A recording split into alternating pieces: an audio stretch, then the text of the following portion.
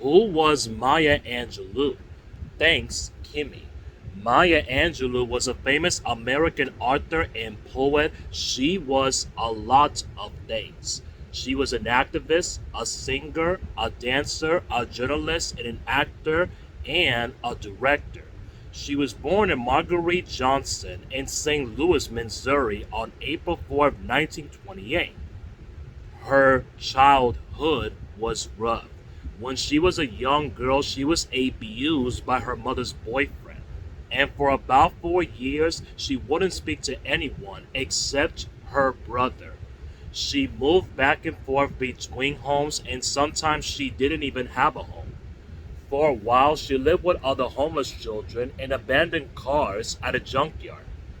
I know she even went through some really hard times. But Angelou turned those struggles into a great literature. Her poems, plays, books explore oppression in lots of different forms. An oppression of black people by white people, and of women by men, and of the poor by the rich. Her famous work is I Know Why the Caged Bird Sings, which was published in 1969. In it, she tells of a story of a young girl named Maya growing up in Arkansas in the 1930s. And at the time, the South was segregated. African Americans had to shop at different stores, live in different parts of town, and even go to different schools.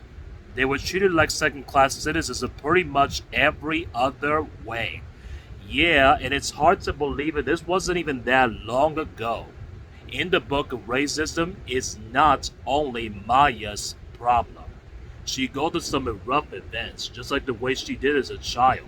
Her mother's boyfriend abuses her, and her mother abandons her. Maya feels trapped by her poverty, her skin color, and her gender. She thinks like that she's totally powerless over her body and with her destiny. But over the course of the book, she learns to assert herself to take control of her life. Well, the character Maya isn't exactly a younger version of Maya Angelou.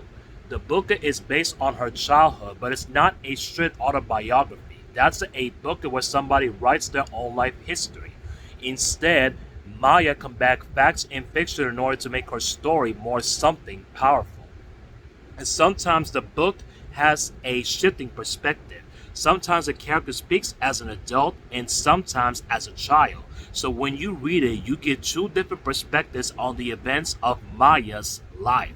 But the versions of the narrator switch in and out of dialect, a way of speaking specific to a certain time and a place.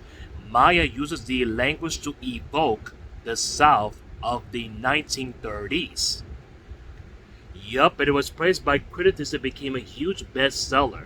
She followed it up with five more autobiographical novels that cover for the rest of her own life, as well as several volumes of poetry. One called Give Me a Cold Drink of Water Before I Die was nominated for the prestigious Pulitzer Prize. Maya also had a career in film and television, writing screenplays, directing films, and appearing TV programs. She's been even nominated for Tom and Academy Awards for acting. So, in 1993, she read her poem on the pulse of the morning at President Bill Clinton's inauguration. She became the first African American and the first woman but to receive this honor. And in 2010, she accepted the Medal of Freedom from Barack Hussein Obama, the country's first African American president. And at the end of her tour of her life, Maya never slowed down. She was finishing a new book, and before her death in 2014, she was 86.